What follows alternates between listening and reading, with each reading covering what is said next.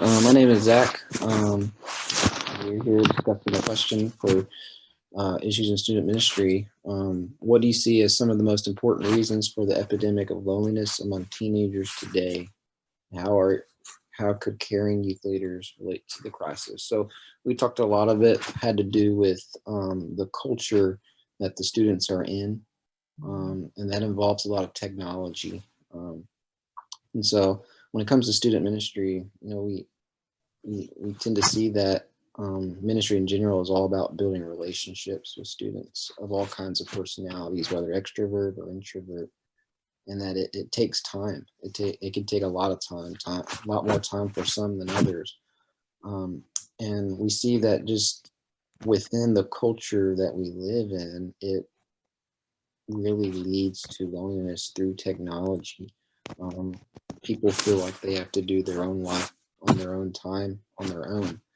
Um, in that when students tend to be led more into technology and video games, always have their earbuds in, it makes it so much harder for social interaction. And social interaction is really going down in our culture because students and adults are just they have a great fear and anxiety and stress for actually interacting person to person, face to face. And so the way that we can care for these students is to get to know them, ask them questions, be willing to take the time to dive into their culture, and to their meet into their interests and to meet them where they're at, and kind of in a sense pursue them. So that's kind of what I think we kind of came up with. I thought would be a good answer for that.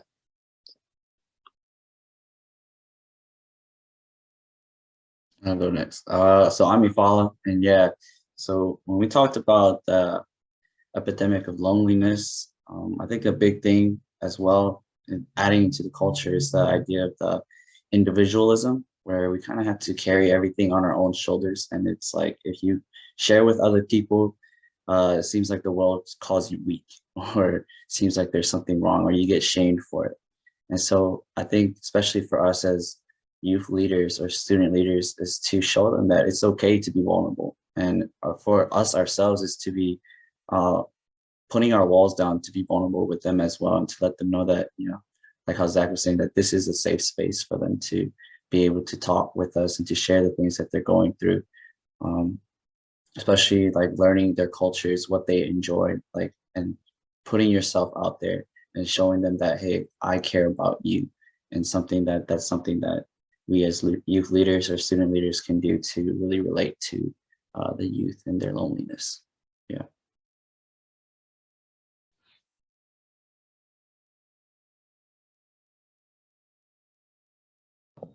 I'll go. So something that we discussed about how with this generation, there's a lot of online communities that can take kids can get into online communities that aren't really filling the total need of socializing, but the kid might feel like they're meeting a need. So this might be through watching their favorite YouTuber or watching their favorite influencer and feeling like they're a part of that social circle, but in reality that one-way social interaction isn't meeting a social need. So that could lead to isolation instead of just solitude. So and we also talked about how just because they're playing video games in their room, that doesn't mean they're totally, they could just be introverted recharging. But once that isolation, that leads to isolation, that becomes a problem. And we also discussed how the one way to combat this is just leading by example, showing that biblical community is a lot of fun. Christians hanging out can have fun, and just showing them that whether that's pursuing them to go hang out with a group of friends often and getting them out of their shell, so to speak. But as Zach said, some of these guys, it'll take a lot of time, a lot of effort, but I think usually they see some of the positives take place and start opening up a bit. Yeah, I think one thing that I talked about, we all kind of agreed on, was that most of the time when we look up at our teenagers, whether it's a school or youth, they are so involved in their phones that they're not looking up at each other. They're not used to having, face-to-face conversations. They're so involved with their phone, even like playing games with each other on their phone, but then not interacting face-to-face after. I think one of the ways that we can combat this is to just give them opportunities to talk and just be face-to-face with each other. Whether this is in our lessons on youth group, asking a lot of questions and giving them opportunities to where they can just talk in front of a group, or putting them in small groups maybe and having them discuss a question. Just anything we can do to get them to get used to talking without a phone, about a topic that's different and maybe challenging. I think that's going to lead to some more solid community.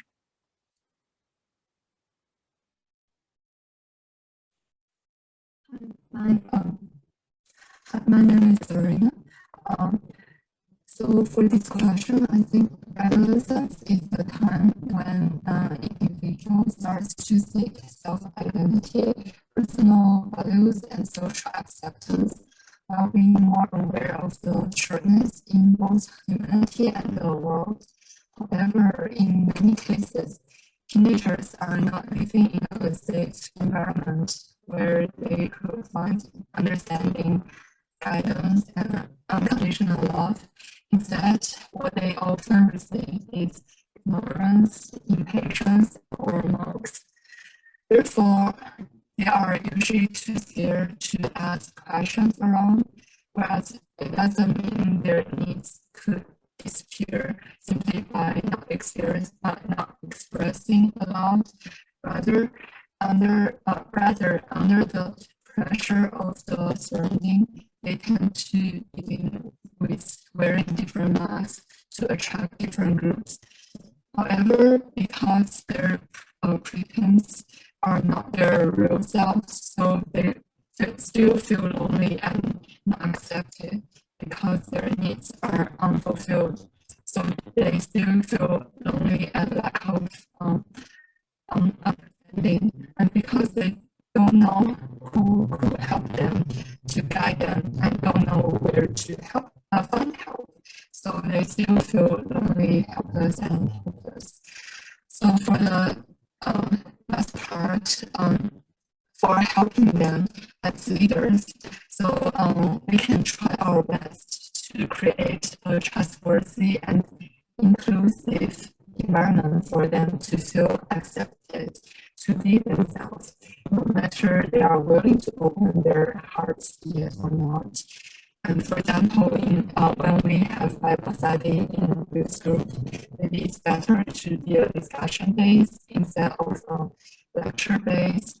For the quiet ones, maybe we can try to encourage them to speak and encourage them to engage with others as well. And if it's possible, apart from the regular big gathering, maybe it's also important to have one-to-one or one-to-two meeting time for the needy ones, because they may never have someone in their lives to give them a company. Although it might be difficult for us to have attention for everyone, maybe we could try to encourage others, such as parents, spiritual mature teenagers, or spiritual mature adults, to get in touch with them. Personally, I think loneliness could be just an iceberg that hides a lot of other things going on. So I think the earlier they are included in a healthy and spiritually mature body, the better, which is something cannot be eliminated by social events.